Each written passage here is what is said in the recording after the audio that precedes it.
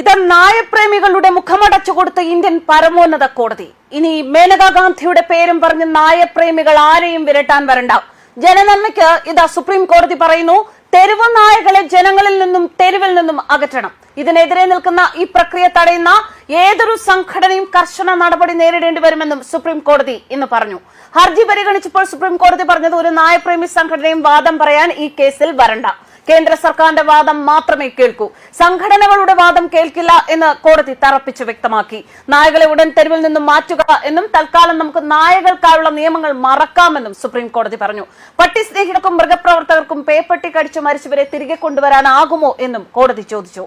തെരുവ് നായകളെ ദത്തെടുക്കാൻ മൃഗസ്നേഹികളെ സമ്മതിക്കരുത്. നായകളെ ആരും ദത്തെടുക്കാൻ പാടില്ല എന്നും അവയെ ഷെൽട്ടർ ഹോമിലേക്ക് മാറ്റണമെന്നും വ്യക്തമാക്കി.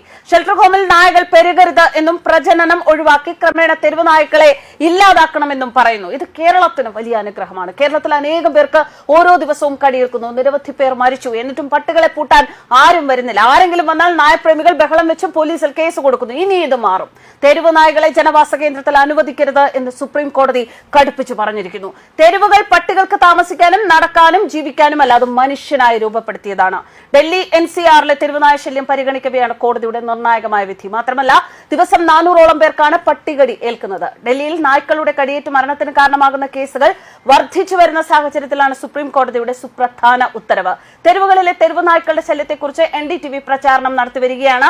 ഇത് കുട്ടികളെയും പ്രായമായവരെയും പരിക്കേൽപ്പിക്കുകയും ചില കേസുകളിൽ മരണത്തിന് കാരണമാവുകയും ചെയ്യുന്നു. സുപ്രീം കോടതിയുടെ വലിയ ഉത്തരവിനെ തുടർന്ന് ഇത് സമയബന്ധിതമായി നടപ്പിലാക്കുമെന്ന് ദില്ലി സർക്കാർ അറിയിച്ചു.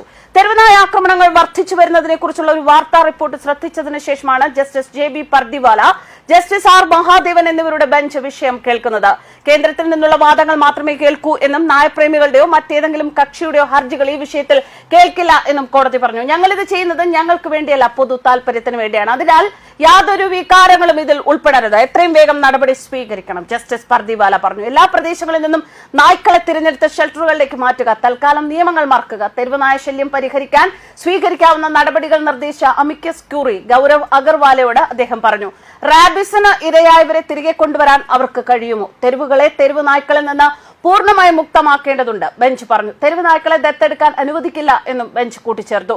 ഷെൽട്ടറിലേക്ക് തെരുവ് നായ്ക്കളെ മാറ്റുന്നത് തടയാൻ ആരെയും അനുവദിക്കില്ല എന്നും നായകളെ ദത്തെടുക്കാൻ സമ്മതിക്കില്ല എന്നും കോടതി പറഞ്ഞു. ഡൽഹി NCR മേഖലയിലെ ദേശീയ തലസ്ഥാനമായ നോയിഡ, ഗാസിയാബാദ്, ഗുരുഗ്രാം എന്നിവിടങ്ങളിലെ IVC അധികാരികളോട് ഉടൻ തന്നെ നായ സംരക്ഷണ കേന്ദ്രങ്ങൾ നിർമ്മിക്കാനും തെരുവ് നായ്ക്കളെ മാറ്റാനും കോടതിയെ അപ്ഡേറ്റ് ചെയ്യാനും നിർദ്ദേശിച്ചിട്ടുണ്ട്.